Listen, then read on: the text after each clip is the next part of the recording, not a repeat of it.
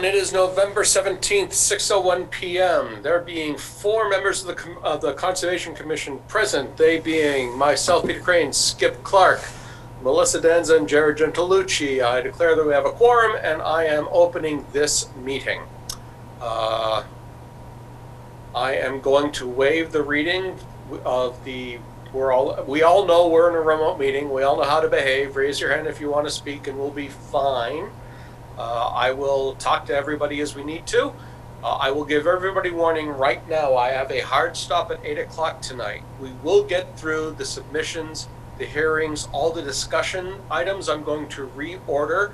So the things that are most timely get talked about first. And when we run out of time at 8 o'clock, we're not going to have a quorum, so we have to stop.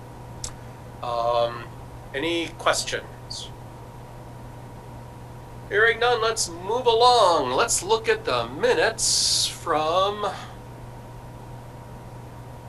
oh gosh. Oh, that's right. It's been a month. That was October 20, right? October 20th, yep. Yeah, I've been through most of these. So any questions or comments on the minutes? I'd like to make... Oh, sorry. Was the Finn Park RDA just a application submission, or was it a hearing? Melissa, the RDA, you mean the one for 229 Pleasantdale? No, for L-bags. Yes, it was. Yes, no, I publicized that one. Okay, so yes. Maybe just change the heading to hearings. Okay, sorry, I had to think back on that one, but yeah, no, Mark did pay me, so I publicized it. That's all I have. And he withdrew it anyway, so we can file an NOI. So. Yeah, I just wanted to make sure it was like a formal hearing and we acknowledge it as such, so. All right. I'll take a motion if we're ready. Motion to accept minutes as written. No. As amended. As amended. There you go. Second. Jared, you ready to vote? I'm ready. Then we'll do a roll call vote. Gentilucci. Aye. Danza. Aye. Clark. Aye. Crane, aye. All right. That's one thing off our list for the day.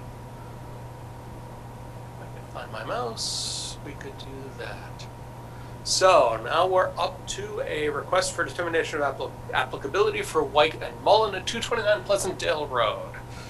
So I have, so this is the formal RDA, the full document. This is the plan. So if someone would care to just have a quick discussion about this, present it.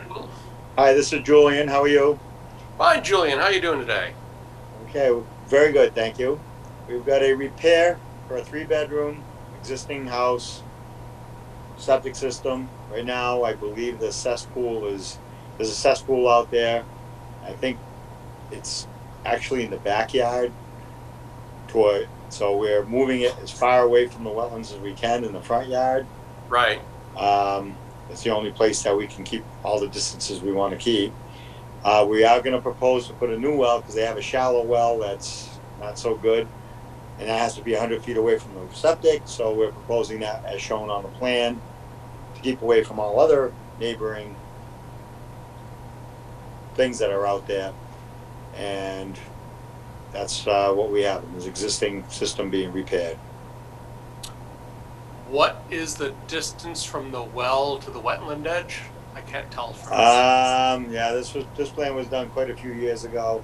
It's a 20 scale plan, so I would say it's probably 20, that's 33 feet. I'd say about 20 feet. Yeah, okay.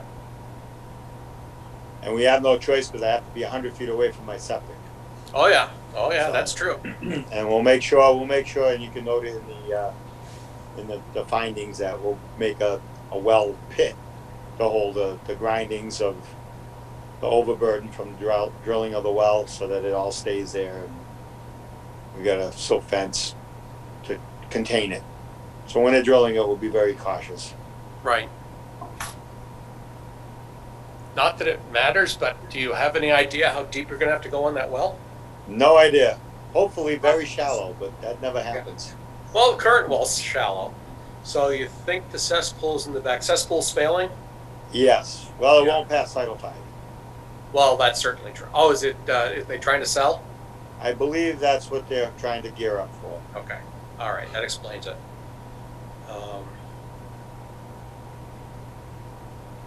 All right. Other questions from the commission? Very administratively, but Julian, can you just update the RDA form to actually put in the project description section that's blank on the copy we have uploaded?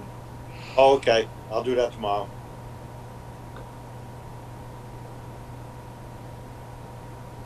All right. So I also see that. So this is just the submission tonight, right, Tamika? No, I received no. it in enough time that I publicized it, so you guys can vote. Okay. Yep.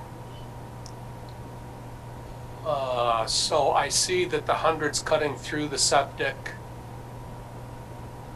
but that's and the well obviously itself are the only other thing. So, I mean, it's fairly obvious that we're in space subject to jurisdiction, but I question. I mean, to me, the question left is: will this harm the wetland? Will this project cause harm to the wetland as proposed? I like the silt fence. Again, the septic, I think there isn't much of an issue. And there are no other changes going on, just those two things, right, Julian? That's it. That's it. Julian, what are you doing with the cesspool? Are you just leaving it, or They're just gonna fill it with sand. and where is that I located? believe it's in the backyard, close to that deep hole. Straight behind, kind of where the W is of the on the water line. So they'll just fill that. It's in somewhere in there. Like I said, this septic design was done about 12 years ago, so I don't have total recollection of, but it's everything else still meets today's Title V. So, but typically you fill it with sand. What they find that way, it's not a void. Julian, what are the DH1? What's the DH1A and the DH1? Those are deep holes. When we did the soil test for the septic, Ah, so we Thank found you. better soils up in the front and further away from the wetlands. But we tried down there just to see if we could, and it just was. It worked better in the front yard, and it worked better environmentally too. other questions from the commission? I guess the only question I'd pose is as long as the commission is okay with approving an RDA for work within the 20-foot buffer zone through an RDA versus an NOI.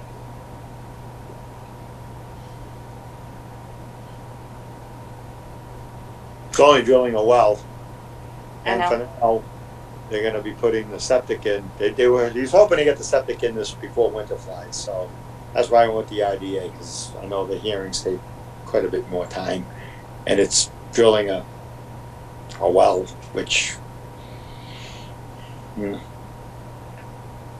will assure that we're going to be very careful in doing it to make sure nothing goes there.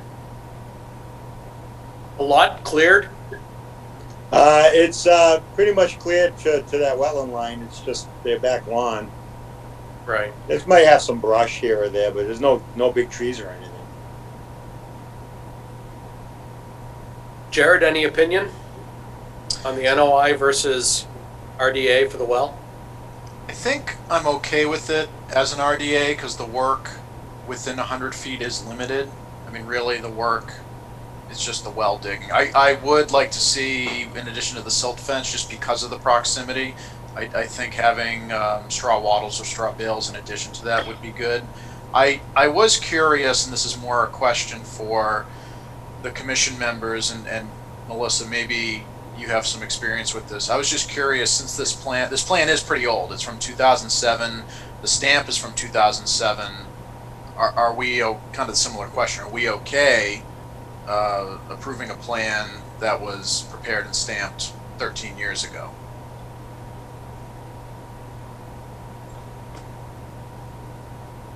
I assume, did you reflag, Julian? I went back out to the site, but I didn't put new You didn't flags up. formally flag, you'll look No, around? actually, I think there's a couple of pieces still left, because it's Yeah. just a brush line.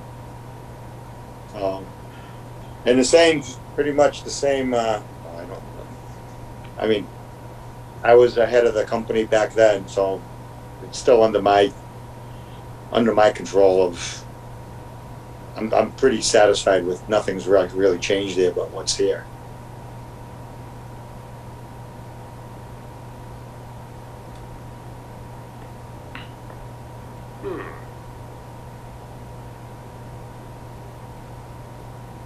Well, what's the commission's pleasure?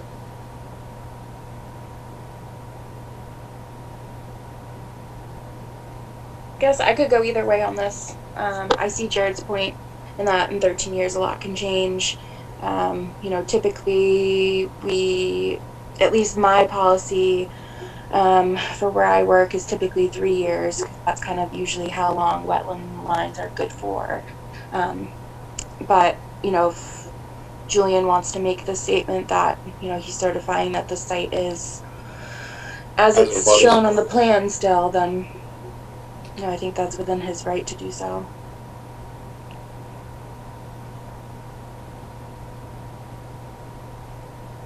I guess it's more so just in relation to the well, if that wetland line has changed anyway.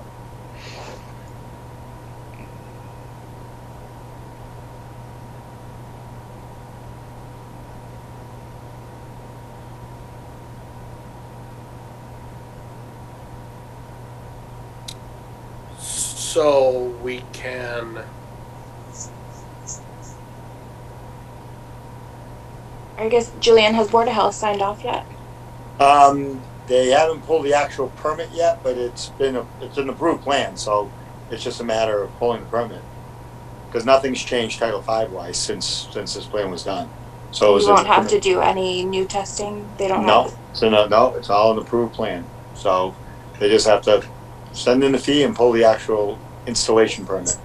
The plan is approved, Board of Health approved.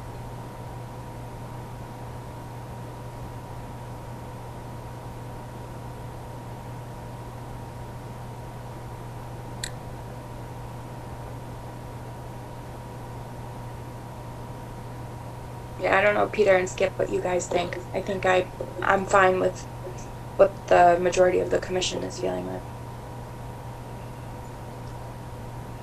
yeah, the only, I'm certainly, well, actually, Skip, you talk first, if you have anything to say. No, I don't know, it was approved, the plan's been approved, and Julian's stating that the wetlands haven't changed. I don't know, I don't have a problem with either way it goes. I don't have a problem if we were going to have an abundance of caution. This might be a good case for a site walk because of how long it's been since things are delineated, but I'm certainly not going to insist that. And with the weather changing, everything's going to change anyway. I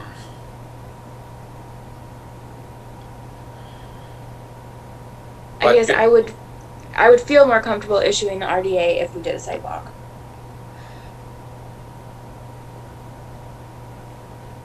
Okay, then let's set up a site walk. Ah.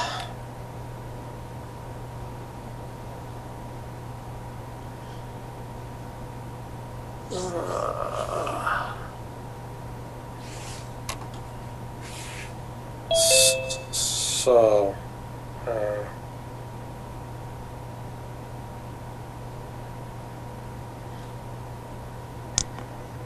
sorry, I'm in the middle of 27 different things right here. All right, so things actually look quiet this weekend. What do we think about Saturday? I'm good with that.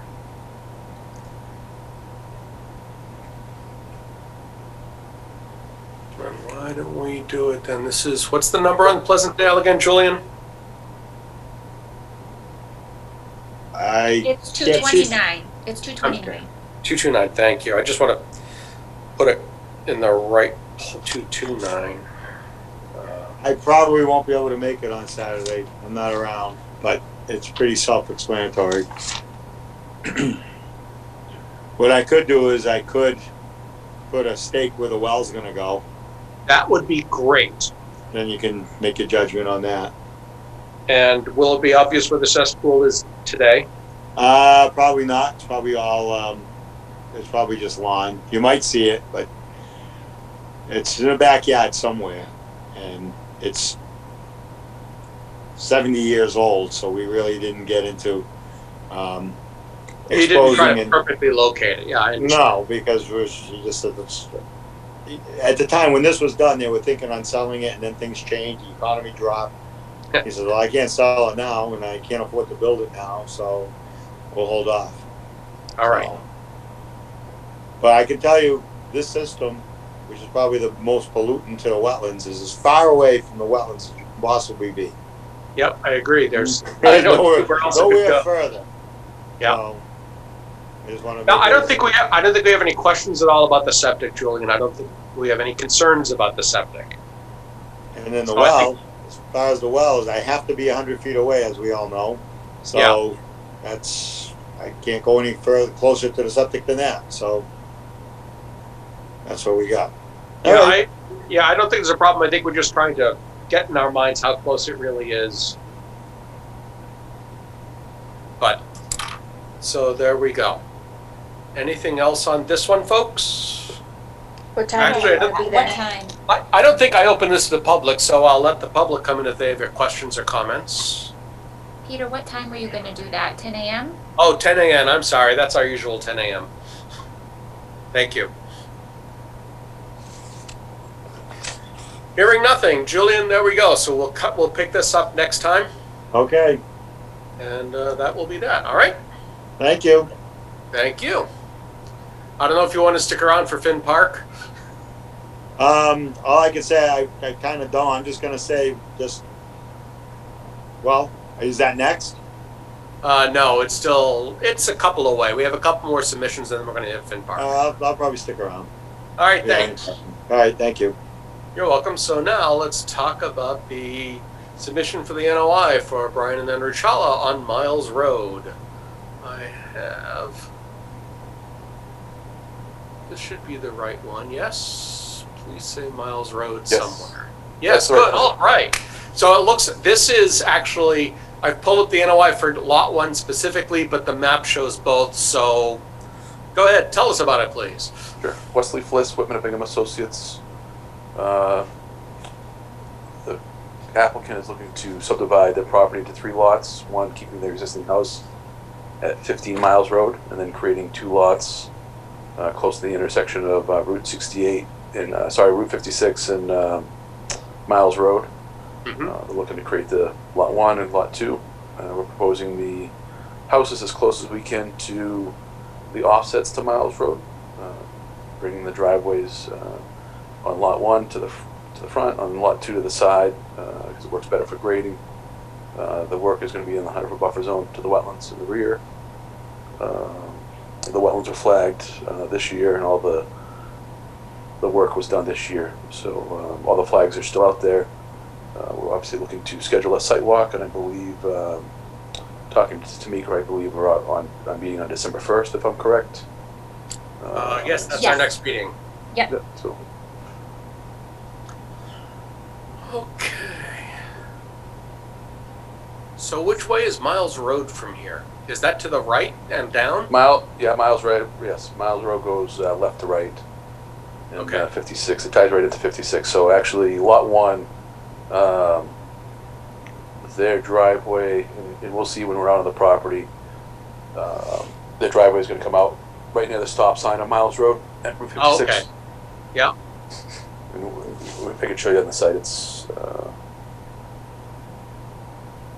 there's some pretty good features on the site, at least to be able to tie into where we're doing the work. There's some utility poles out there and street side and so forth. So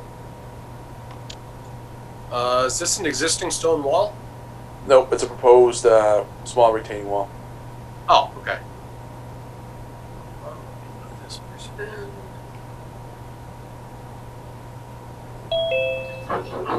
Okay. Questions from the commission? Shall we add this to our site walk on Saturday? Sounds like a deal to me. I don't think Julian's will take very long. Or do So- we even want to hit this one first, since Julian won't be at the second one? Oh, now that's a very good point. In fact, that's a really, really, really good idea. So why don't we plan to be here at this site at 10 o'clock? So should we just meet at the intersection of Miles and 56? That's fine. Yeah, you can kind of park on the side of the road on Miles Road. I think might be easier. Or even if you want to park down at 15 Miles Road and walk up, might be safer that way. And I saw her since we have the tank. Hold on, I gotta mute somebody. Sure. There we go. Now I can hear you, I'm sorry. So you said walk, be down Miles a little bit? It may be safer to park a little further down Miles, not closer to the intersection. Okay.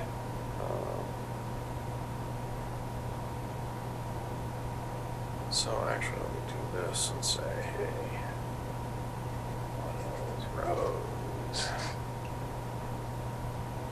and that. Alrighty, so we'll see you for the site walk of these two lots on Saturday morning at 10. Perfect.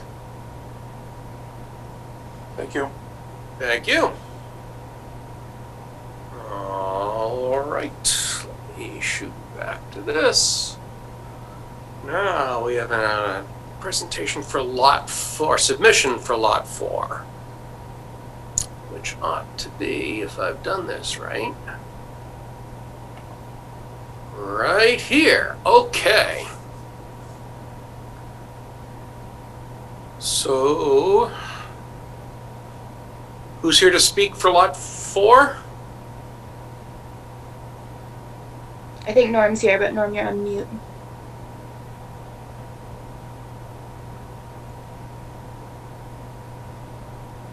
How's that, better? There, now we can hear you. That's awesome. All right, good evening to you. My name's Norman Hill. I'm a civil engineer with the consulting firm of Land Planning, and we've submitted a notice of intent for Lot 4 for Carol Viner. And this is just our first meeting. We haven't yet advertised this public hearing. I mean, we've sent out notices to the abutters, but just last week. So we're gonna have to wait to have the public hearing at your next meeting. Mm-hmm. I'll be happy to answer questions that the board has tonight. We've designed it to keep the house and septic as far from the wetland as possible. And we've got a well tailing pit, and we've got erosion controls, sediment controls around 3/4 of the lot. We've designed it as a 3-bedroom house. There are wetlands on the property. The septic system is going to be behind the house as well as down towards the road. I'd like to point out that there's a water supply protection zone. If you look at the circle, the semicircle that sort of goes behind the house. Oh. Yes, that line right there. That's a DCR water supply protection zone. The septic cannot be built in that zone, so we've got it just Right. outside. So, like I said, we'll just quick introduction on this tonight. I know you're short on time. Jen, is the pipe from the house to the septic allowed to be in Zone A?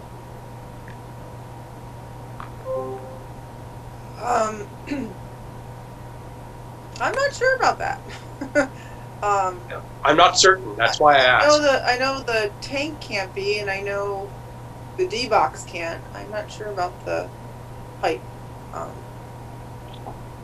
can look into that. I'd like to point out that the Emerald Road is the high point. So the wetlands on our lot don't go towards the Ware River; they go away from the Ware River. Whereas the wetlands on the other side of Emerald Road flow towards Devon Pond and then towards the Ware River. So Right. Emerald is the demarcation point, and there's no pipe under Emerald Road on this site to connect the wetland from one side of the road to the other. Mm-hmm. Now, I remember when we walked lots 1 through 3. Did we look at these lots when we did that walk at all? 'Cause I know we talked about them briefly, but I don't remember if we walked them. We never walked this lot. Well, we Okay. walked on 5, down where the crossing was proposed on 5, but we never walked this lot. So we should schedule a site walk for this. Well, yeah, exactly. 1, 2. Trying to fit. So, what do we think we could do a site walk? Could add this to the Saturday site walk, or do we want to put this off for a week? Or even, do we have 2? I have to look at the calendar again. No, we'd only have this week. No, we only have 1 week. Okay.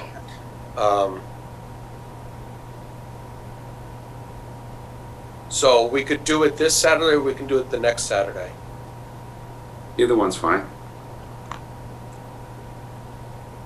I'm fine with either.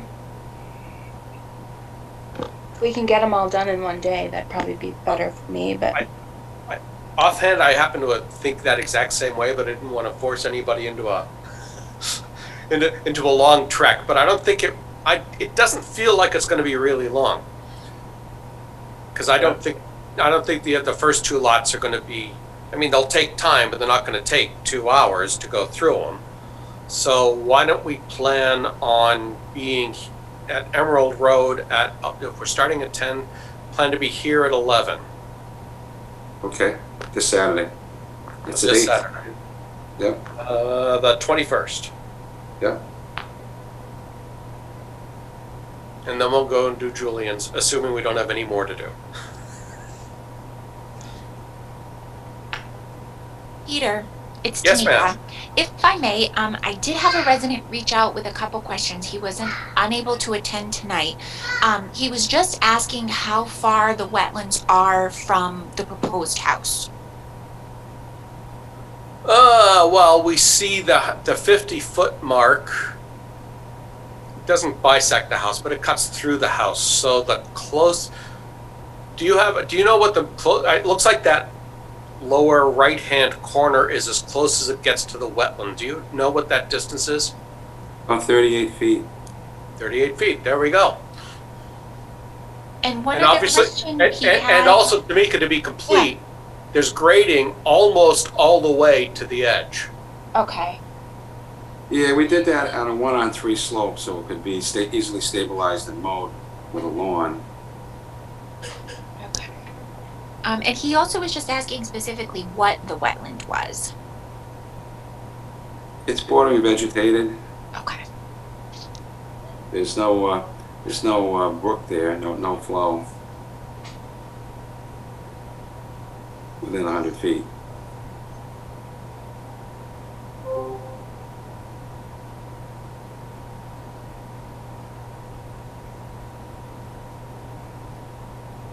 Are there questions from anyone?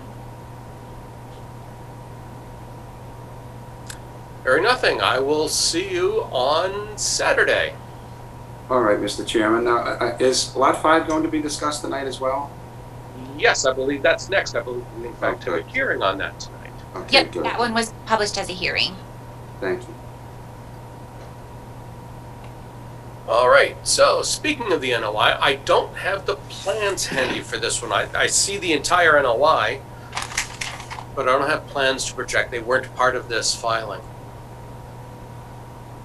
We snail mailed the plans with the NOI and the checks. I understand they've disappeared. We'll snail mail another set to you tomorrow. Do you have an electronic version you could email us? I can't right now. I'm not at the office, but I can tomorrow. I thought we had put them on that website. Tamika, do we have that from a previous meeting? Well, If we did, it would be in a previous folder on the drive. I uploaded everything that I had. I have been in touch with Cindy because it seems like the packet got lost in the mail. We never received it. So I'm just looking back, and yeah, all I have is what I uploaded to the drive. now let me take a fast look because I've got the old. Hi. Sorry. Yeah, we certified mailed all of the hard copies, and today we emailed up a copy of that receipt, the certified mail, but we didn't get a chance to check the post office yet to see what became of it. So, also I understand the DEP has yet to issue a file number.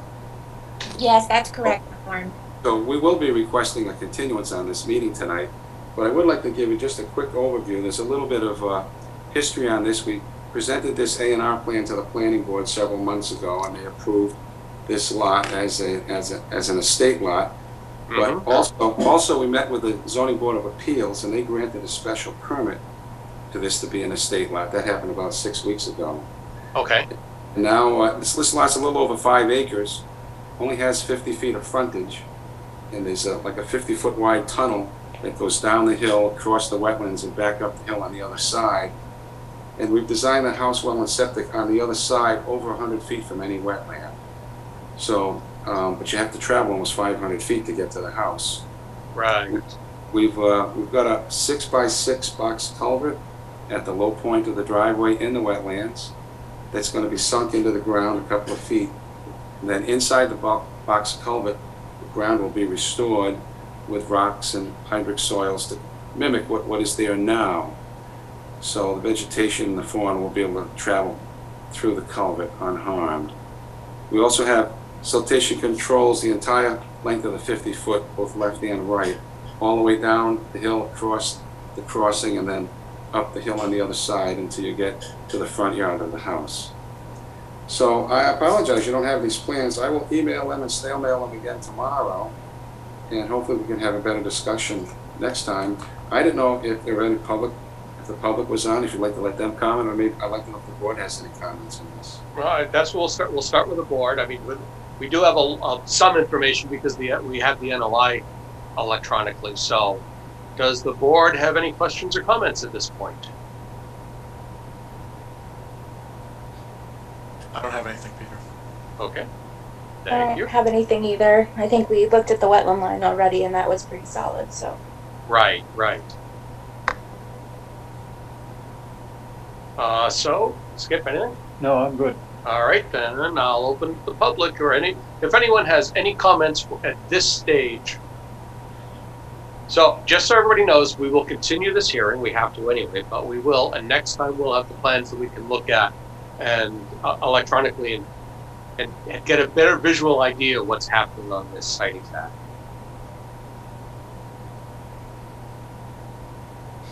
And would you like to schedule a site walk on this as well?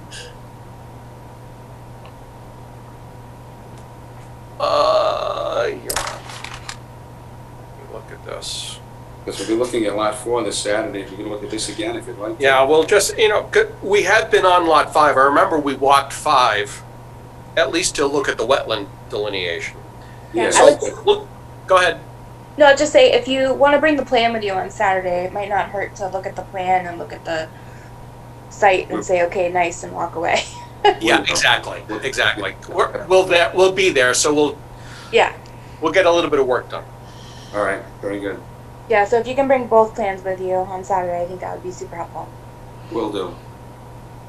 Thank you. All right. All right, we'll see you Saturday at 11.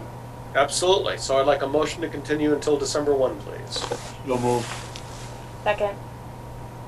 Roll call. Gentilucci. Aye. Danza. Aye. Clark. Aye. Crane, aye. Motion carries. So we will see you on Saturday, and we will meet with you at the public meeting on the 1st of December. Very good. See you at 11. Thank you. Peter, I just wanted to point out that Bill has joined the meeting. I'm not sure at what time he joined, if he wanted to be in on that vote or not. Ah, he's here. I don't see him. Where is he? He disappeared. He was there a couple minutes ago. Aha! Must have gotten kicked out. I'm sure he'll be back. All right. Thank you very much. Thank you. Everyone stay well. Thanks, you too. Now, again, if I could close that one. So, I believe that we are Now I'm going to continue the hearing for Cleonancy Blair at Finn Park Road. I don't think we haven't seen any other filings.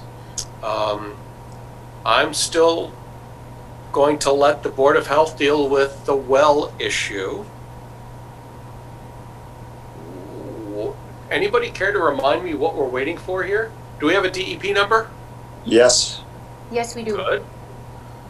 Do we have any questions or concerns that would cause us to think more, that we want to think or discuss more before we write orders for this?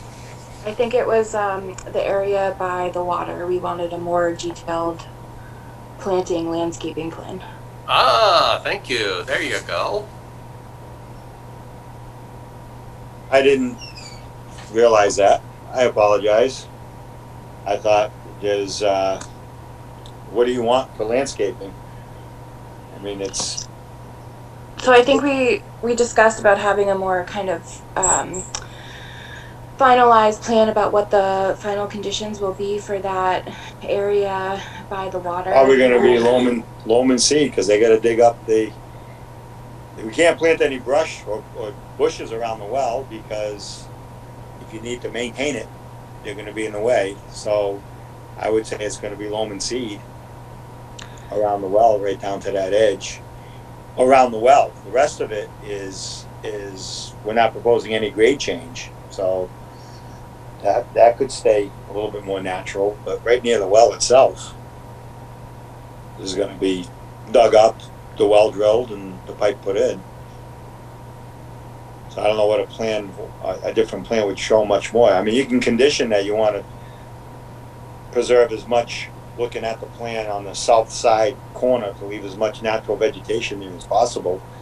If we want to remove it, we'll have to come back to you. But right now, that's what we've got.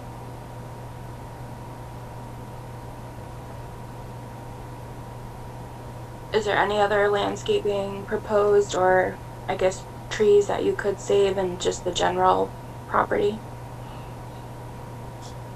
Can you repeat I know that? it's pretty open right now. Yeah, it's the trees that were there were right on the line, so we're not going to touch those. Mm-hmm. Everything within the lines was just brushy material, so brushy cover. So we're not planning on cutting any of the big trees. Maybe a couple of the branches, just so the well root can get in there. But that's it.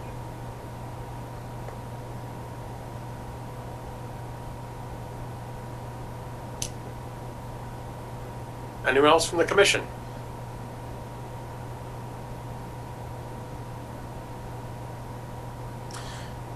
I'm going to invite Jen McGinnis to step in, because as I recall, she had comments or questions the last time she was here about this.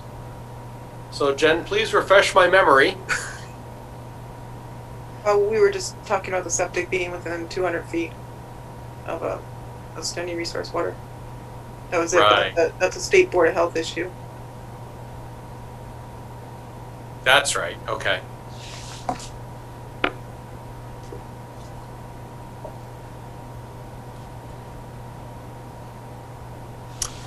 I will open it to the public if anyone else would like to ask questions or give comments.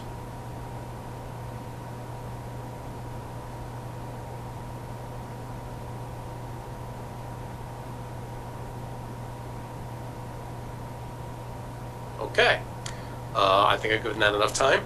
So, Melissa, do you think we're ready to close, or you think we have other? Do we want anything more formal, or do we just want to condition it? I think if everyone is fine with conditioning it, then that's, within our right and ability to do so, and that's a fine way to proceed. Okay.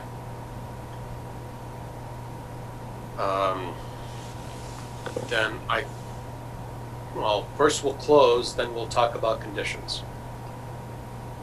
So I'd like a motion to close this hearing. So moved. Second.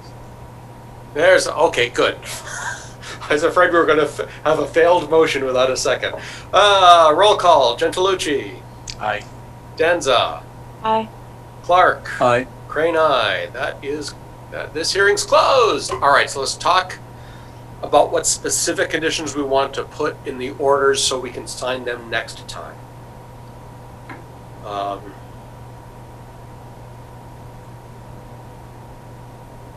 So we talked about these, in the past we talked about the erosion controls that Jared had brought up. Tonight we talked about basically the landscaping. Are there other conditions that we want to put on this?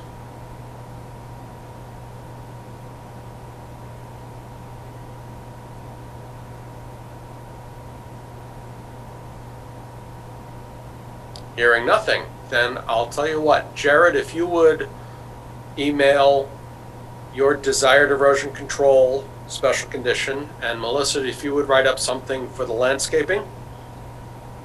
Sure. And we'll take care of that next time. You got it. Thank you.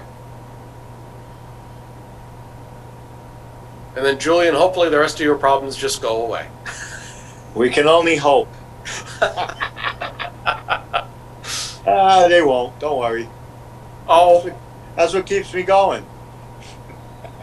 I will mention briefly one of the questions that we had was on Jim Kelleck's stamp. We know about the letter that was sent to the Board of Licensure. We know about Mr. Kelleck's response that is in fact in our packet today. That's fascinating reading.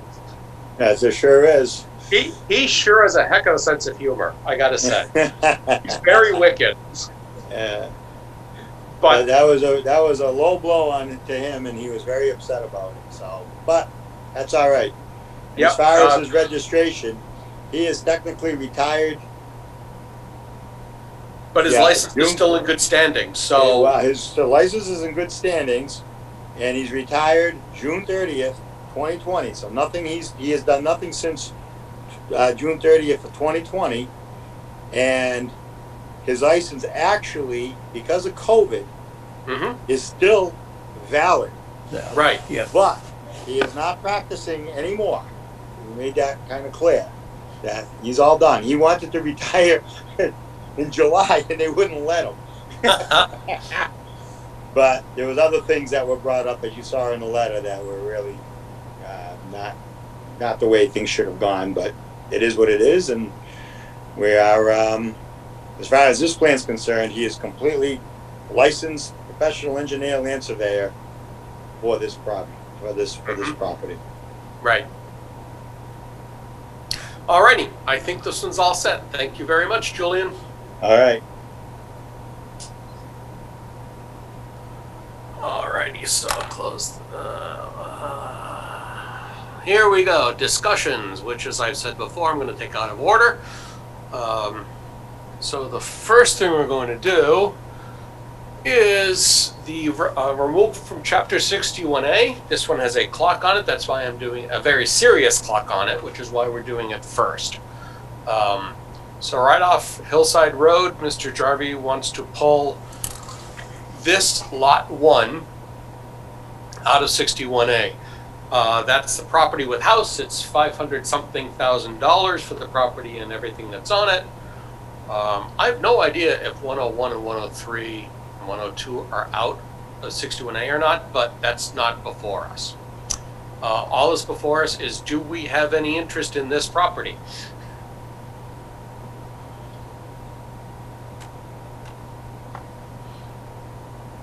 Considering we don't have $500-something thousand to spend on this, and even if we had, I'm not sure that this property, is this the property where he was going to set up the, one of the ones that he was going to set up the Frisbee golf and stuff on? I don't remember. I don't remember either. I thought it was that corner lot that the parking lot was going to be on, but I could be very wrong. Yeah, Nah, that's all right. That's not that big. It's not that important a question. In fact, it probably isn't. I'll bet that it's not, because I think that because this is already owned by someone else, and these two are, or these three are currently owned by Jarvie. But if I remember right, this was undivided when he was talking about it, about doing the frisbee golf or whatever he was going to end up doing there. But in any event, I think I'd like a motion to say that the Conservation Commission has no interest in this property.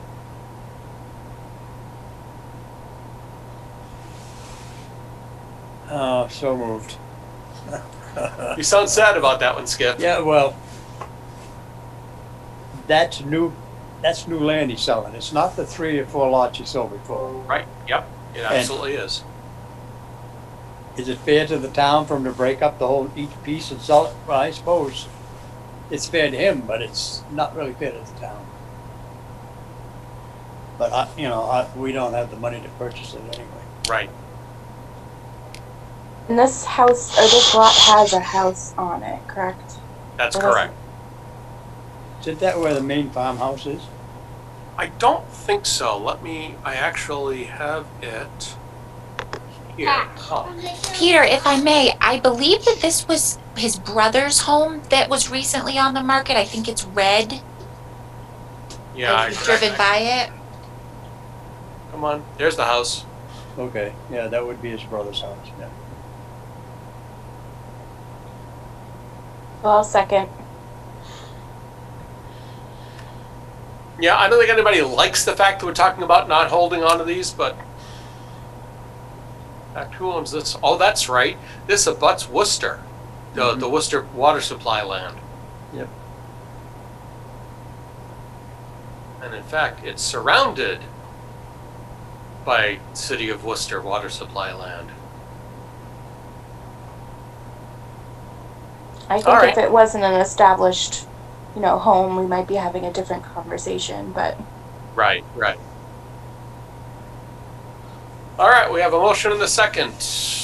Let's do a roll call vote. Gentilucci, Aye. Danza, I Clark, Aye. with regrets. Great Regrets, eyes. yes. All right, we'll send that letter off to the select board, and there we go. What is next on our agenda? Oh, it's number 8, which is the possible wetland violations. So Tamika and I both have received emails from this person about this. I don't know if you folks read it. So he's talking about, he's talking about a neighbor. So let me pull up the map so you all can see this. So this is the complainant.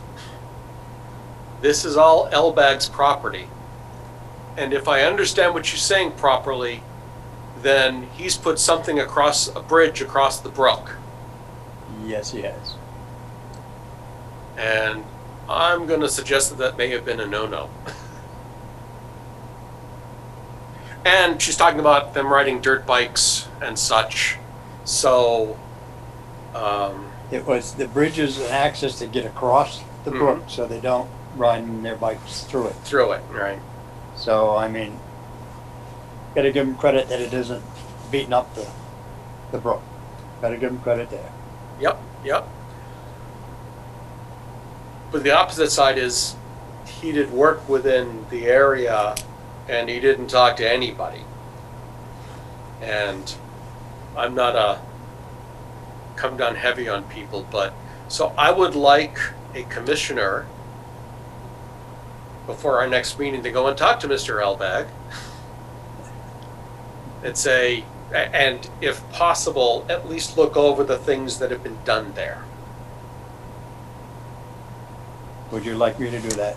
If you'd like, Yeah, I would take any volunteer for this action. I will go talk to Mark. Great.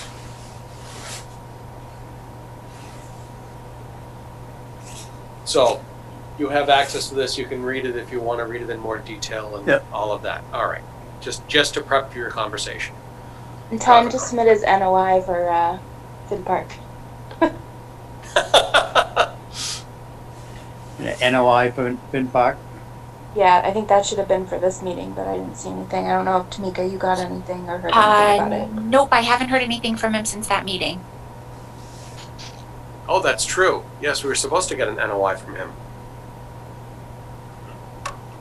So, Maybe just a quick reminder, Skip, while you're talking to him. Peter, do you want me to just shoot Mark an email about the NOI? Yeah, make it a friendly, hey, we kind of expected this, what's going on, kind of email. Sure, I'll do that. Thanks. Anything else on this one? Any other comments or questions? All right. Then what's next is number 4. Ah, yes, our conservation restriction. Now, nobody's seen this but me because I did it this afternoon. But all that I've done is to add this paragraph, miscellaneous section A.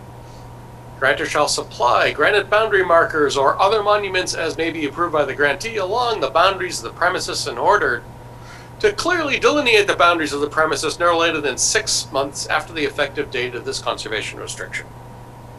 Which, Melissa, ought to be exactly what you sent me. That came from EEA, so perfect. So, anybody have comments on this? It's a good idea.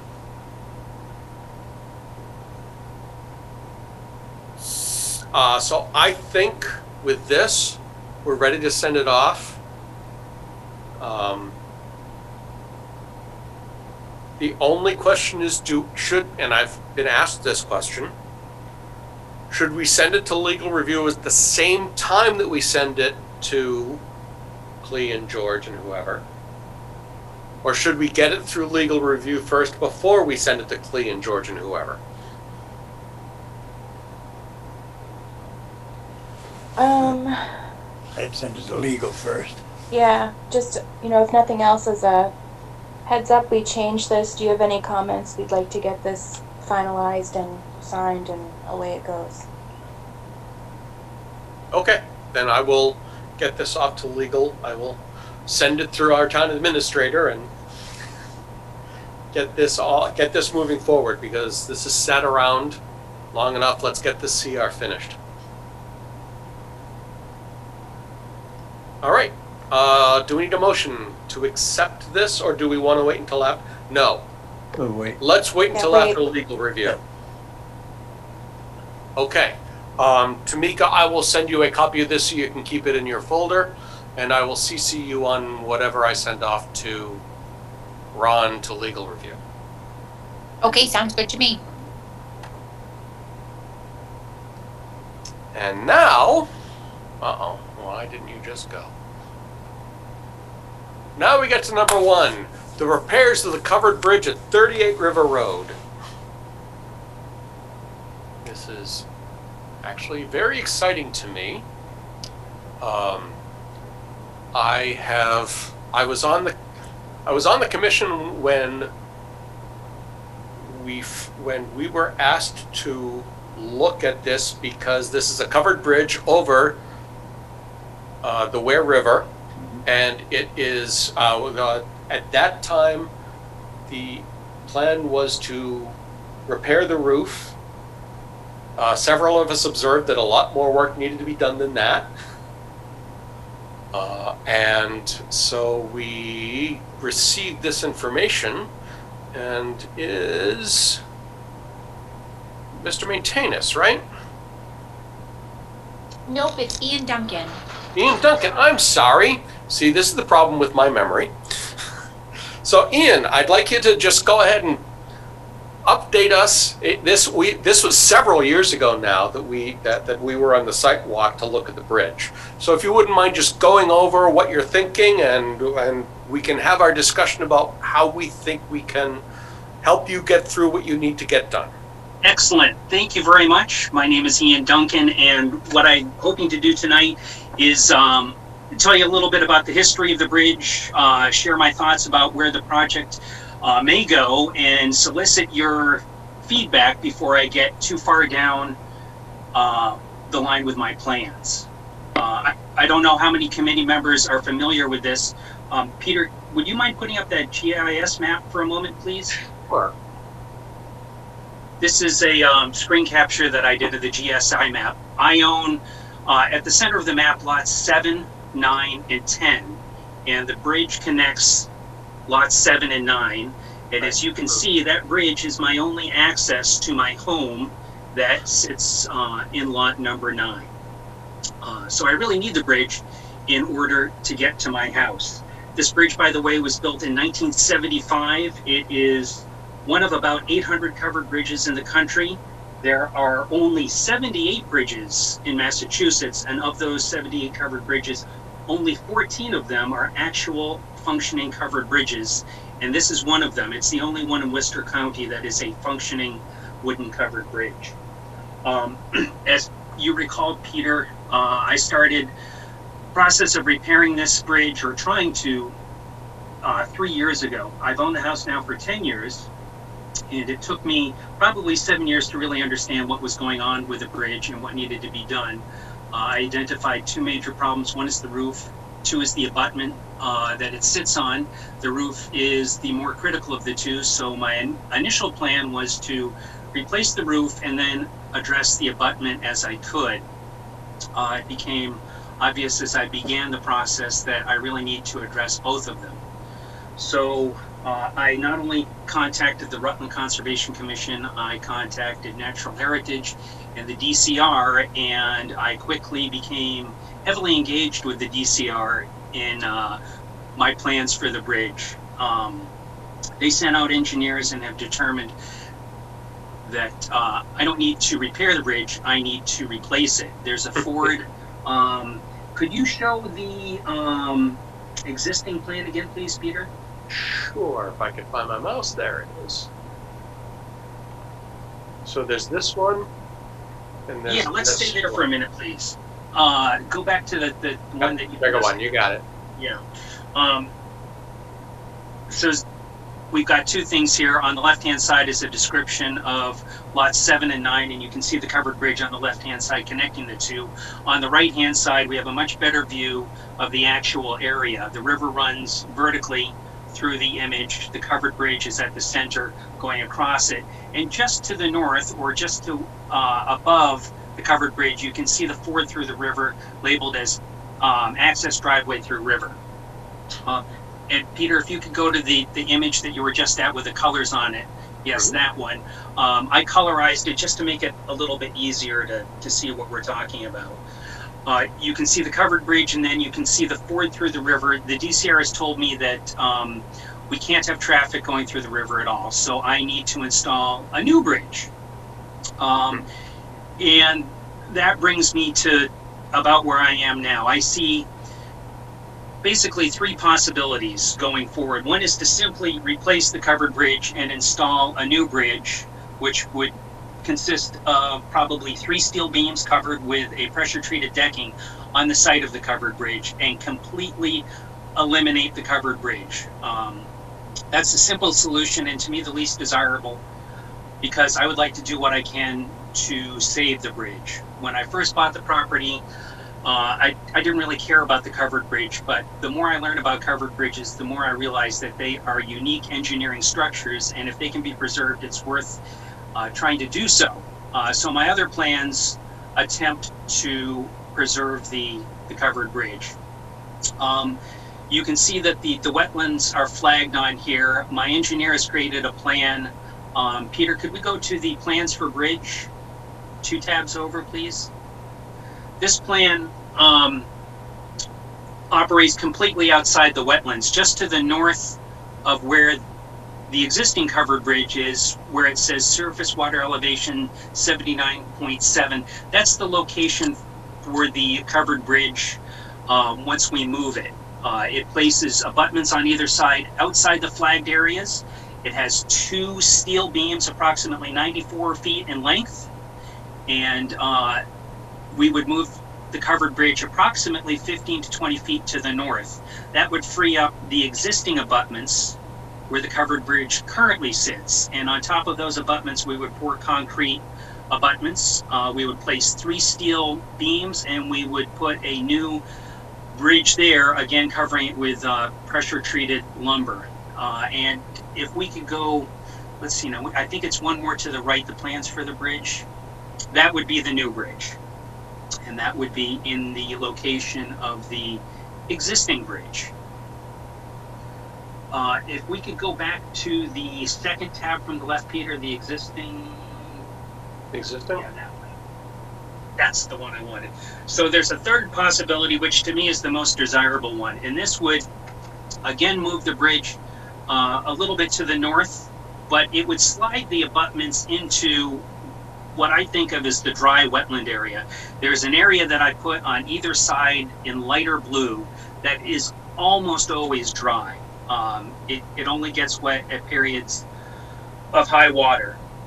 And to me, it would be desirable to move the abutments into that area to reduce the span of the bridge and place the covered bridge there. Alternatively, we could slide the whole project to the south, where the covered bridge would remain in its existing position, but with new concrete abutments underneath it, and then immediately to its south would be the new bridge. So those are the paths that I see going forward. My primary goal is to get safe, continuous access to my house for any type of vehicle, and my second goal is to do what I can to preserve the covered bridge. And these are the plans that I have. I'd very much like to know what the committee's thoughts are on my various plans. Any suggestions? No, don't do that, or that sounds okay, so that when I meet with my engineer next week, I have a little bit better idea of exactly what I can and can't do. So let me ask you, I see you have this thing called flagged wetland boundary. Is that this blue line? Yes. Or is that, okay. So this plan was created by Julian, and those are the wetlands as he flagged them. Okay.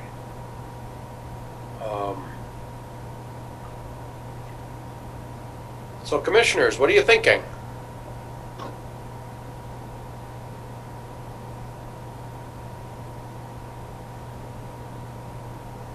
I think you have a nice project ahead of you.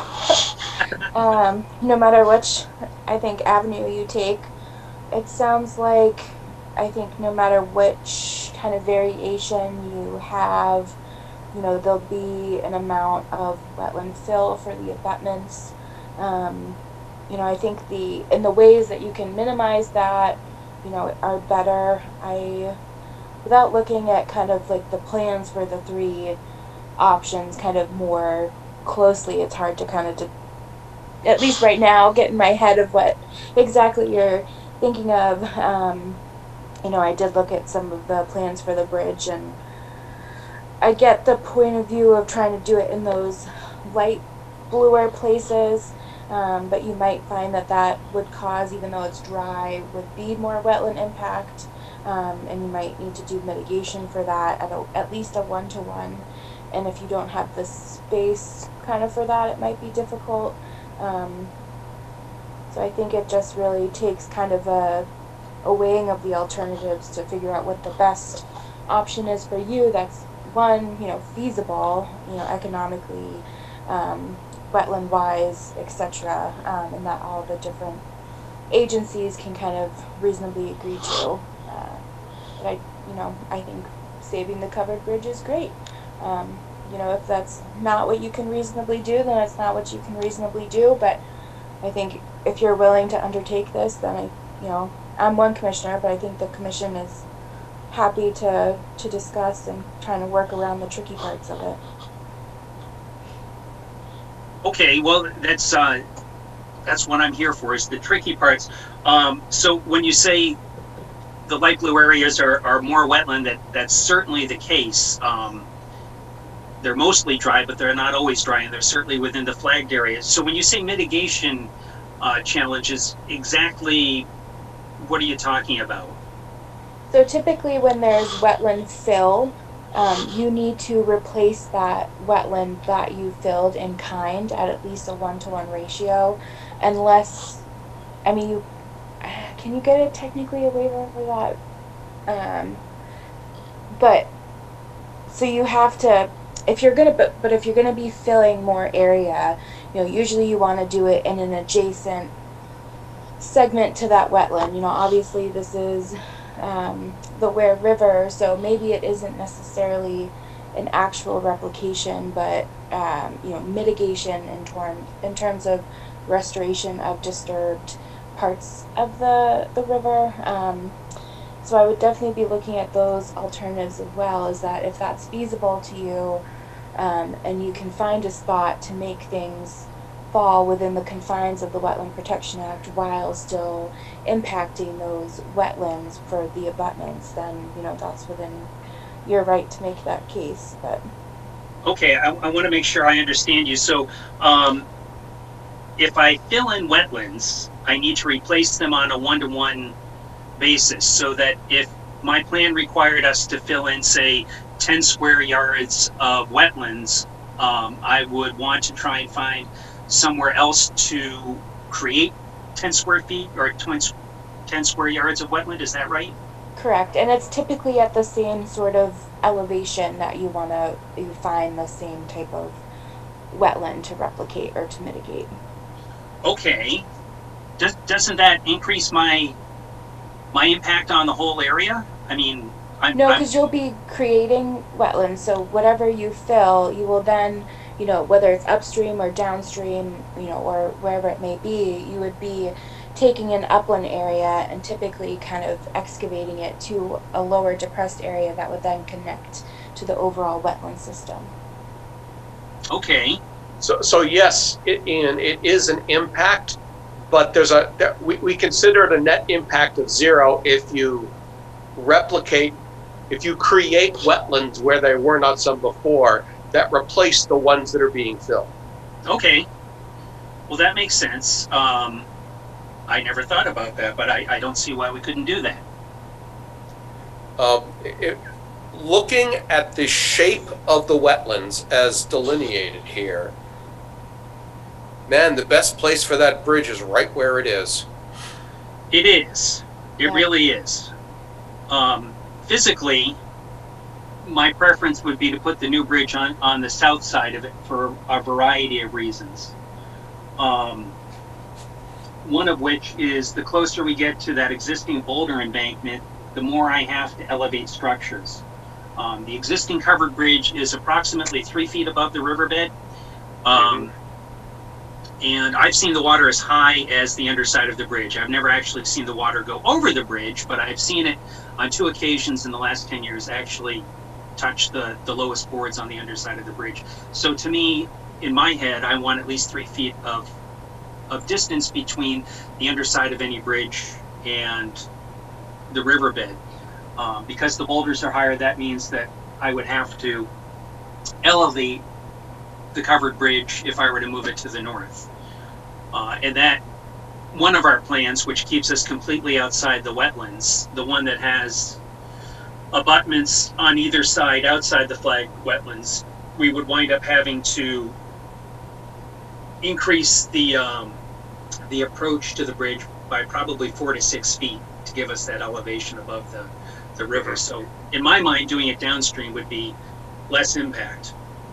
But you're right, the best place for the bridge is exactly where it is.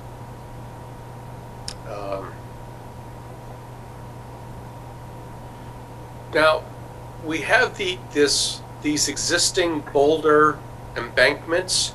Do you know when those were placed there?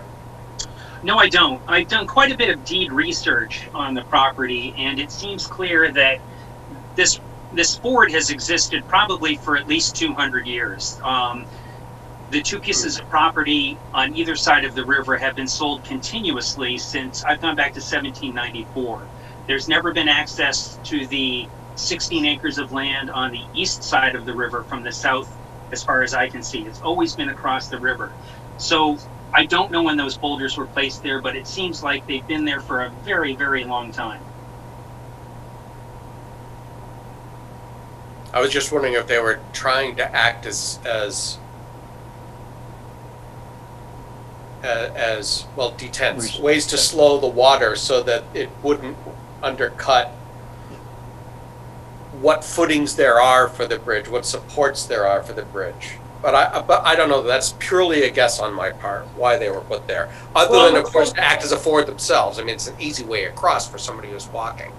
And it looks like the flow is actually to the north if you look at the arrow. So that arrow is an error. Julian has since revised this for me. I was going to say, there's no way that's right. It's like I was confused, but okay. Yeah, it definitely flows top to bottom, north to south.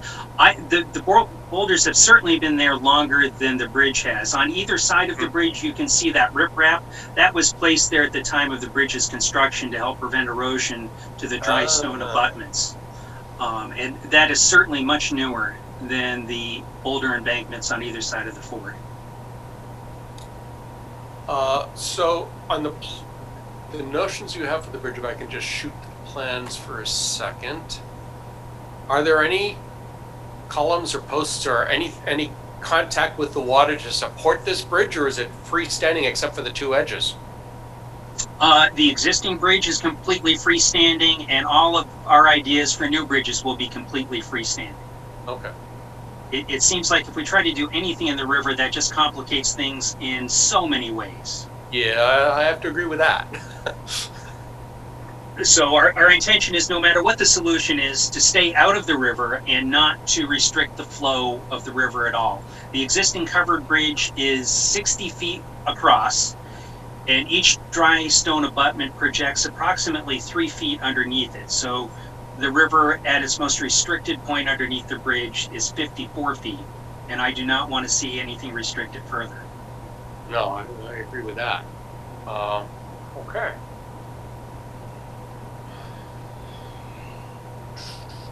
Oh, let's go back to this one. Jared, thoughts? Yeah, just, I guess a couple things to add to this discussion, Peter. I mean, a lot of things Melissa said I agree with. I think it's always in your best interest to minimize impacts to the wetlands as much as you can. I think that's typically, for any project, that's your avenue to an easier and quicker review and approval. So if you are looking to do new abutments in the wetland, like Melissa described, you have to provide replication, minimum 1-to-1 ratio. I don't know for sure. I would suggest checking with your engineer if you do plan to do an option here where it does require new abutments that are within the wetland areas. It's possible you might also trigger Army Corps review, potentially. I don't want to say definitely. I am no expert in Army Corps review, but I think that would just be something also to consider, because I think there are certain thresholds and you may be under them, but just something to keep in mind, that any significant impacts to rivers, ponds, things like that, depending on the level of impact, it can sometimes trigger their review by the Army Corps as well. And that would be beyond this commission. So that would be another permitting authority that you'd have to get approval from. Not saying that it definitely would be required, but in some cases it is required. So just wanted to mention that. Okay.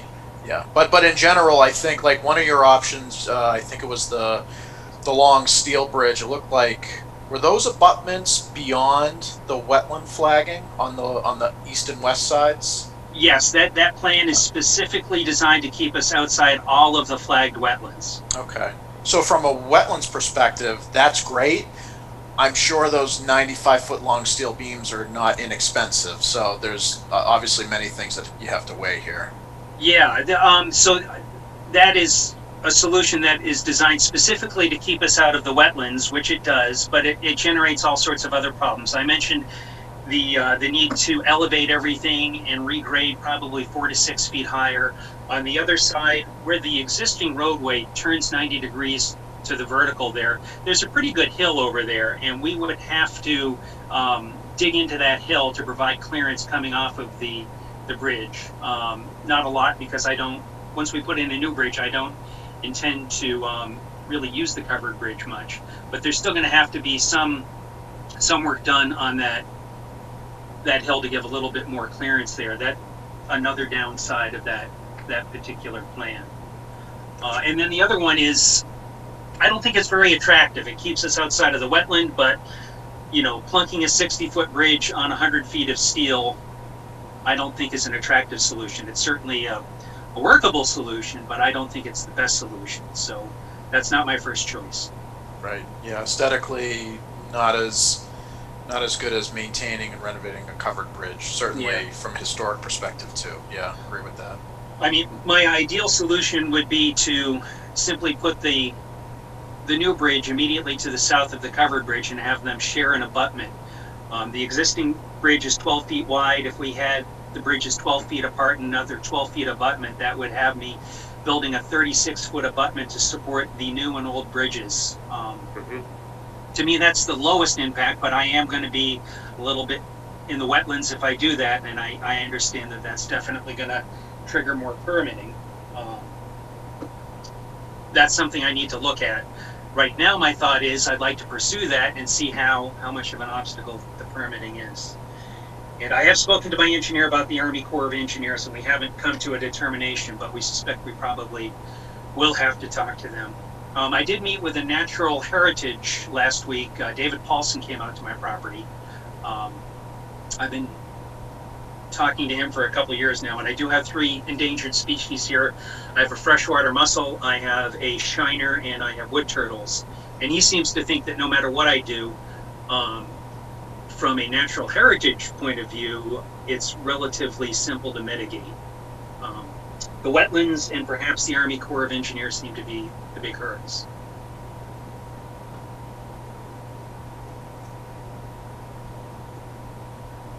And I'll also mention this property has riverfront. So when you're thinking of your alternatives, make sure you document those, pretty well, because part of the requirement for submittal under riverfront area is an alternatives analysis. So really making sure that your options versus your final decision is outlined clearly of why this would be the best, alternative to move forward. Okay, so whatever plan I choose to submit, I should also have alternatives. Yeah, it's part of the requirement, whether it's economically unfeasible, if it's environmentally unfeasible, there's a pretty good just kind of checklist that they have to go through. I started down Form 3 2 years ago and got sidetracked with discussions with the DCR about exactly what I needed to do. So I need to revisit that paperwork. Right. So one of the things that we want to make clear is, I understand there are going to be wetland impact. That doesn't mean that this is an unfeasible project. It just means that there's more looking over it. There's more, I don't want to say control, but it's a more stringent permitting process, but it is not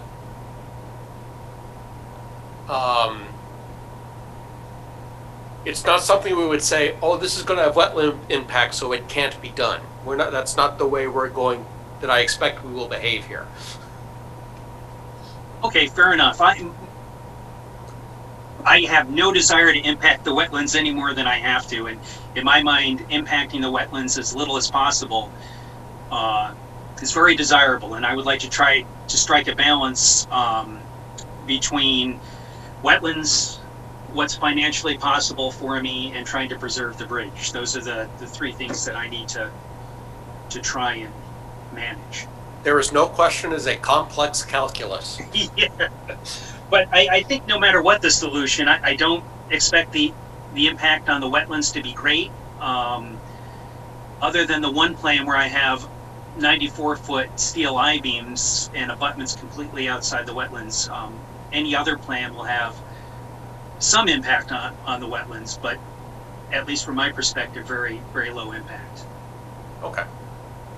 I'm going to invite Jennifer McGinnis, who was in DCR, happens to be attending tonight, so I'd like to invite her to allow to give comments, ask questions. What would you like to do or no, Jen? We've met with Ian a couple times about the project, and I think he recently spoke to Dan. Yes. Yeah. So I just wanted to see how the commission was looking at the project tonight.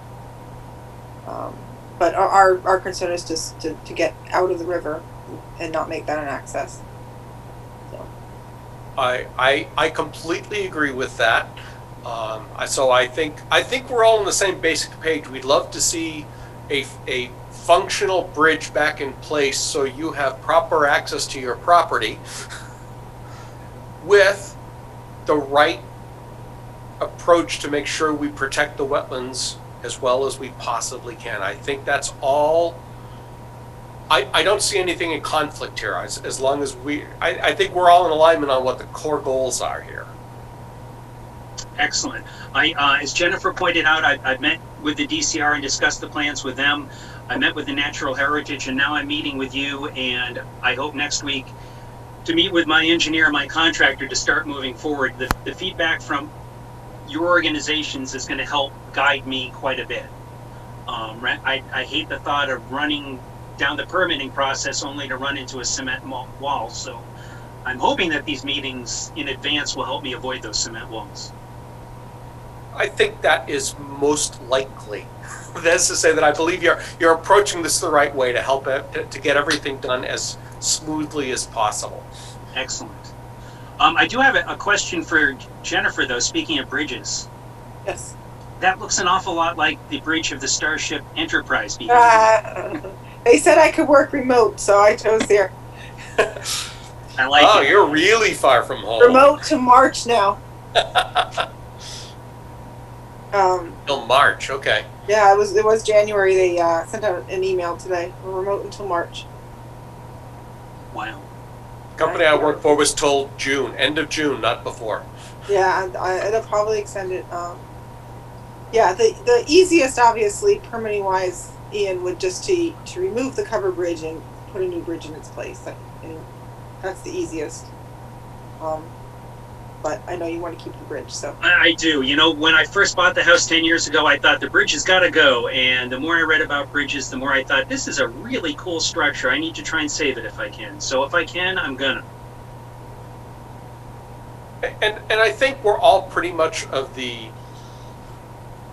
this is one of those competing things where minimizing wetland impacts is not going to give the desired aesthetic result. And because I agree with Jen, if we were going to absolutely minimize wetland impacts, it would be just replace that one bridge. It would also that if it was a replace in kind from us, you wouldn't need the variance here. It would be just like kind of like a repair replace, but. Well, I can't replace it in kind because if I replace it with an identical bridge, it's not going to be able to handle any sort of vehicle that would access the house. like the steel beams and decking we would consider that like in kind, not. Oh, okay. It's the same size as in kind. I'm thinking like the same size bridge. Okay. But that would on the existing footings, blah blah blah. That would be the easiest to get permanent, I think, through anyone. Well, it may come to that. I hope it doesn't, but it may come to that. Okay.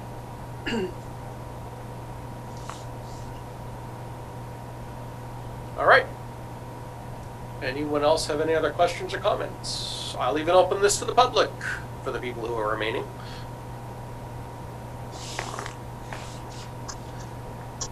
Well, Peter, I'd like to thank the committee for their input and taking the time to listen to what I have proposed, and looking forward to working with you guys. And we also thank you for thinking about all this and getting us this much information. It's great for a starting point. I think we can work together to find a mutually agreeable solution to this. Awesome. Thank you very much. Thank you. Alrighty, let's start closing some more tabs. And then we'll see. That's all for that. Okay, what's next on our agenda? Oh, let's see, we did one. Yes. So number 5 is the follow-up to the site walk, to the Glenwood roller Oh, good. The roller rink, no, the Glenwood Solar Site Walk. Jared and I did a site walk of, in fact, the whole project, including what had already been walked, because neither he nor I were there for the original walk. So we got to look at the originally planned space plus all the new space. Jared, care to fill in what you think we saw? We saw a lot of wetlands, that's for sure. No, it was a good walk with Maria, and she had the tablet with her, so we were able to go through all the areas they had flagged. I thought it was pretty clear. You know, the areas they flagged, the delineation of the wetlands, all looked pretty straightforward to me. Nothing I saw, and then not to speak for you too, Peter, but I think in general everything we saw looked to be pretty much in line with what we would have expected, just based on what we saw out there for edge of water and vegetation and things of that nature. So yeah, really nothing we saw out of the ordinary. At least nothing I saw out of the ordinary that anything was questionable. I think it was all pretty straightforward. I agree. It was an unfortunate beginning when the very first flag we went to wasn't where it was not there. Yes. We knew we were supposed to be. It was we marked on couldn't find it. It could be. We should have been standing on it, but we never saw that one. But we saw the ones up and downland. Well, not up and down, following the line. So we weren't concerned about that. I agree. The wetlands were well delineated. I didn't see an issue with any of it. It was all incredibly straightforward. It was a heck of a lot of walking. It sure was. There was some fun brush to walk through a couple of times, a couple of hills to climb. Weather was great though. Can't complain about Weather that. was phenomenal. Beats walking in the snow. Yep. Oh yeah. So I think that should this project get to the point where it needs Concom approval, I think we'll be able to should be some good recommendations based on our sidewalk. Agreed. Anyone have any questions? Sorry, Very couldn't good. make it. I was I should- waiting with the tractor to give you a ride. You I never know. It wouldn't have worked out. I think I can do this weekend, but it was a little dicey the last 2 weeks. Okay. Moving on. Now I'm going to go to something late in the list, but fairly fast. The capital plan. So we have a new town administrator, and he's very interested in making sure we have plans for the future. And he's asked every department, we're not a department, to come up with a 5-year capital plan for things that departments are going to need. I thought about that and said, we're not a department, but is real estate capital? Should we have a plan for parcels that we're going to be interested in when they come up? And for, in fact, having a plan to find a way to purchase them? I wanted to get the committee's opinion on that before I said anything in response to the town administrator. I think it's a reasonable thought. It's definitely part of the capital, I would think. find the money. That's the biggest problem. It's Yeah. a lot of money, right? And this town, when it was a long time ago, it was some number of years ago that the town rejected the Community Preservation Act. And I don't know that we should try. I don't know we shouldn't try again. If we want to think about it, that'd be a good thing to put on the annual town meeting. But I think we need to have a serious, not just Concom, but Everybody. the town needs to have some serious thought about that. But that's a way that we could go about. One of the town goals, financial goals, is to fund a conservation fund, or I think they call it a conservation fund. There is a fund that the town has not put any money in for a couple of years because goals are nice, but not having the money made it impossible to actually put any more money into them. So the CPA is one way to make sure that there's money that goes into that kind of account.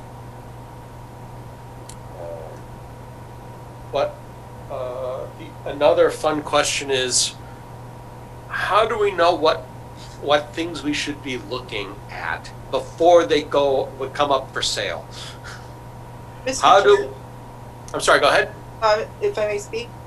Sure, please. So I'm the chairperson in my town of the Conservation Commission, and we have our open space and rec plan, and in that open space and rec plan, we have the desired parcels that we want to take, like being that it's the parcel, all parcels over 50 acres or all parcels that make this specific corridor that we're looking to, that will like link one town's open space to another.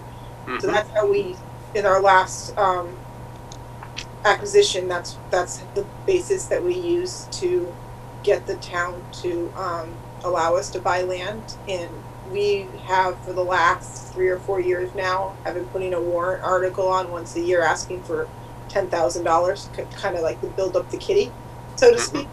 And then we went for a state grant, but we had some money in the kitty that would make the difference up from the state grant. But I haven't read your open space and rec plan, but ours is pretty detailed, and that's where we have like a committee that sits there and writes it. So, just an idea. It is an idea. I don't remember the last time that we did the OSRP that we set goals for the kinds of properties. I'm actually gonna, I think 6 is next anyway, which is our OSRP. So I'm gonna sort of bleed between 9 and 6 here. That's like between the capital plan and the open space and recreation plan. So we have quite a history of open space and recreation plans in this town. The last one we finished in 2017, but it started to apply in 2015 for reasons that I just don't feel like going into tonight. But if we're really interested, I'll go into it. But it is open space. An OSRP is a 7-year plan. So if you do the math, we're due to have a new SRP in 2022. That means we should be starting in 2021. Have fun. It's a lot of work. Oh, since I typed nearly every word in the current OSRP, I know how fun it is.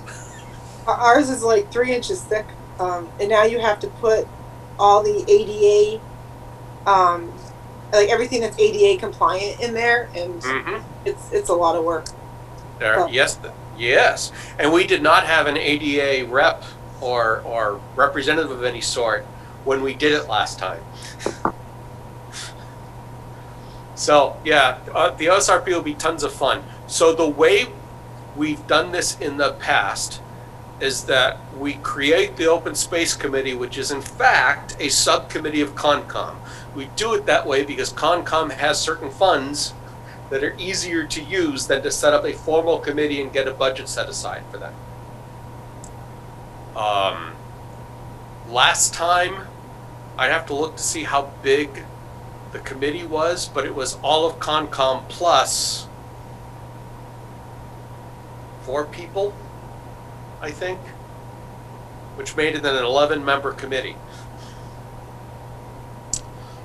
So if we're going to do that, when we do this, and we're going to do, if we don't have an OSRP, there are certain grants we can't go for in town.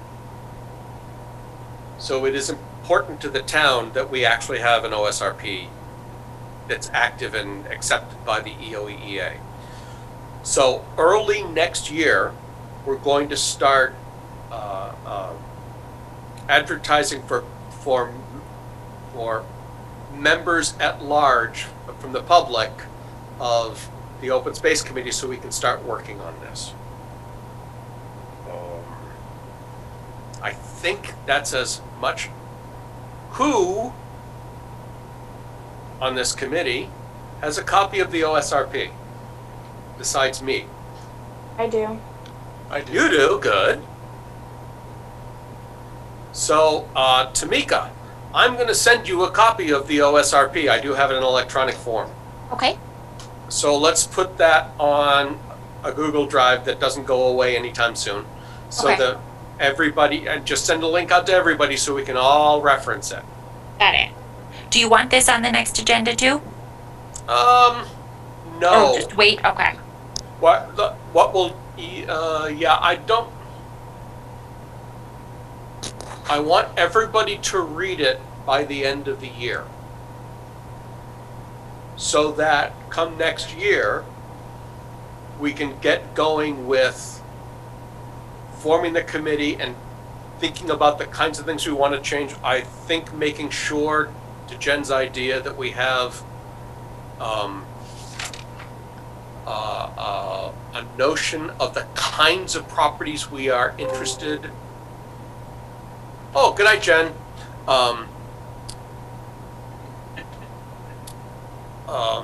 That we get the characteristics of the land we want to keep preserved for specifically agricultural uses, for recreation purposes, for conservation purposes. Let's sort of figure out what we want, what we think ought to be done, and once we set something up, we can get buy-in from the select board. Once we understand what we want, we can get other people to go along with it. And I don't know that there's anything else I had planned to say about this. So are there any other questions about the OSRP? Hearing none. So I'll send that to, as I said, to Tamika. She'll send out the link. Everybody look at it. Number 3, a follow-up to Brice Lemon Estates. Okay. I'm not going to do a big one because number one, we are going to run short on time, but things are improving at Brice Lemon, and by that I mean I've had some nice talks with Tom Larson. He's talked about some things that he's done. If I had had time, I would have shown you all the photos that he's taken and all the photos that I took. After our last meeting, Jared and I did a site walk. Okay, before our previous meeting, there was the site walk that Melissa and Jared went on. And then after that, there was a site walk that Tom Larson and Norm Anderson and Gary Delmain and I went on. And it turns out that those two walks did not overlap in space. So what Jared and Melissa saw was not what the rest of us saw on our walk. So Jared and I got together after the last meeting and we figured out where the disconnect was and how to get it working. Since then, and I took some photos. Since then, I've met with Tom Larson, who's the project manager over at Brice. He has fixed some things. There's actually one more breach of the silt fence that they've started to shovel by hand to get all the stuff out, but I'm not sure that they've taken care of the first one properly. I'm having a meeting tomorrow with Tom again. We'll talk about this and status and make sure that everything continues to move on. The one place that I'm not convinced we're going to get any serious satisfaction is the gully that runs around the back of the properties on Oakley Drive. Is that the name of that cul-de-sac? That's right, Peter, Oakley Drive.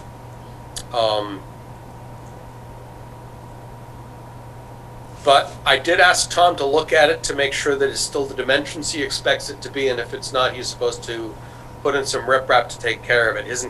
His initial intent was, when we spoke, he said that it's designed to be like a river, and that there was lots of sediment at the beginning, but there shouldn't be any more because, like a river, after a time, the sedimentation stops. What you're left is a riverbed, and that's what he's maintaining is effectively there now. But he looks to make sure, he needs to look to see if the dimensions are what was originally designed, and I don't believe that they are. But I'll let him do his measurements, and then we may have another sidewalk for that. Other than that, he saw the problem that Jared and Melissa saw originally, and then near that is another one because that's where, There was a driveway that was cut in, I don't remember the number anymore, on Woodside Ave that runs right down and then down the sharp hill. There are a couple of places I asked him to refresh wood chips to act as detention or to at least slow down the water down that hill, because man, that's steep. And he was all fine with all of that. Jared, you were right. There is a third house going back in that flat land. But I don't have time. I didn't have time to put up the photos. Things are improving. And I don't know that I have a lot more to say about that tonight. Does anyone have any questions? And I'll open this up to the public because I see people who have interest in this topic. Did we get anything in terms of the mitigation plan that we asked for? No, I asked for that and I haven't seen it yet. So that's one of the things I will talk with Tom tomorrow about. That should be probably pretty high on our priority list so that we can start rectifying it, especially as it gets colder. Right. Very No. true. All right.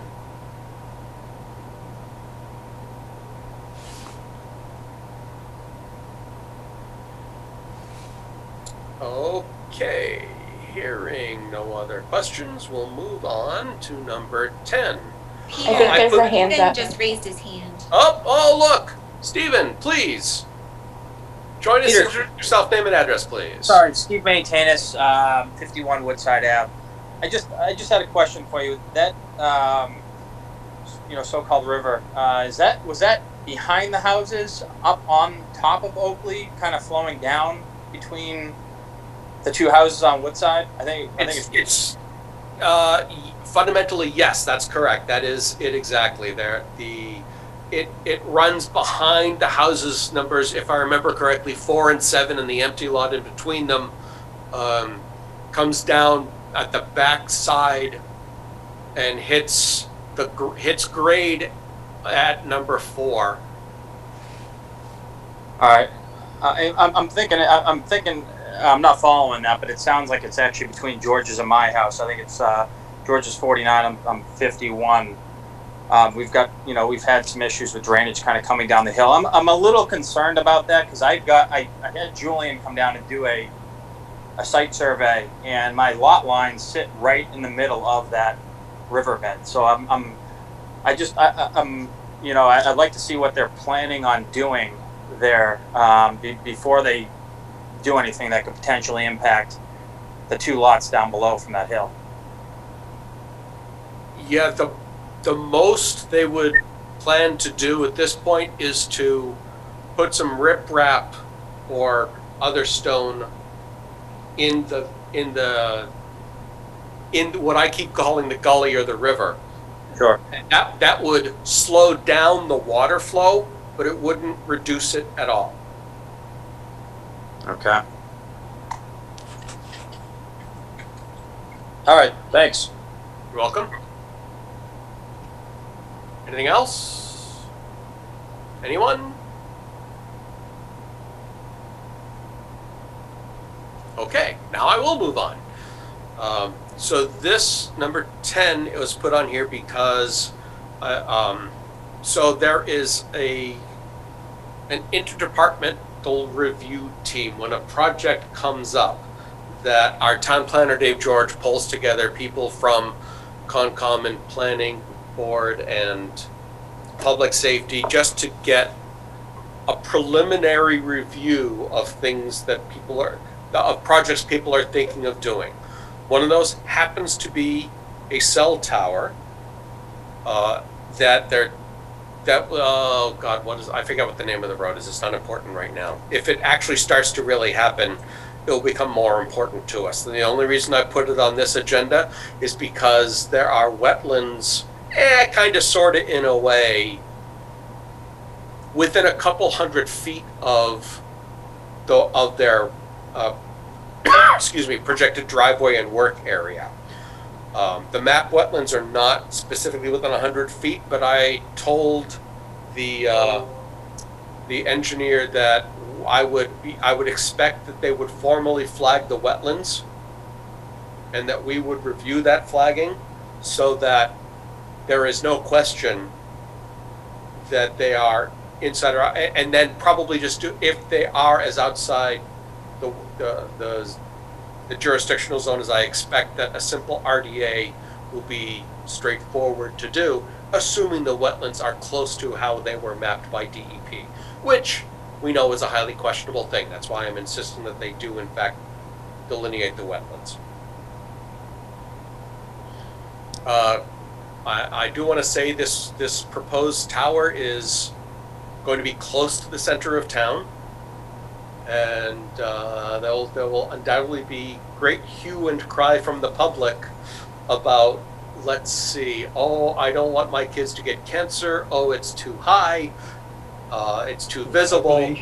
I strongly suggested that their team have lots of public engagement so that they don't get, everybody knows what's going on and they don't get blindsided by the hue and cry if they're not careful. Anything, questions about that? Anything? Okay. Our last, my God, can it actually be this? We might actually be done in 2 hours in spite of me being here. So, that you guys can see the letter? Yeah, you should be able to. I can see it, Peter. So, to review, this is actually related to the Finn Park Road, to Julian's Finn Park Road, and the Nancy Blair NOI that we just went through. You closed the hearing. So you may recall that there was a question about whether about the original plan didn't have one of the wells on it for an abutting property, and that caused great hue and cry, and that caused a selectman to write a letter to the Board of Licensure and to, well, things happened. It did come up in this meeting a couple times because we weren't sure that his license was valid. At the end of the day, as we discussed earlier, his license is valid, so the stamp is valid, everything's fine.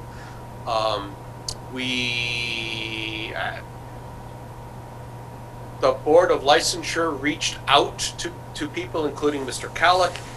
This letter is his response to that. And he CC'd lots of people in town. It is, in fact, a somewhat fun read, if you're willing to look at some of the comedic aspects of it. It is 8 pages long. I am not going to read it into the record. I'm not going to go through it a lot tonight, but I do suggest everybody read it. And the fact that his license is valid is all I need to know to accept the plans as they were given to us. But I did want everybody to get a chance to read this, because Mr. Calick has a hell of a sense of humor if you read it dryly. But I hope this doesn't come up again. Any other questions about this? It was a good pick-me-up read. Yeah. You could tell he's still a little miffed. Wouldn't you be? Oh, I certainly would be. I certainly have been.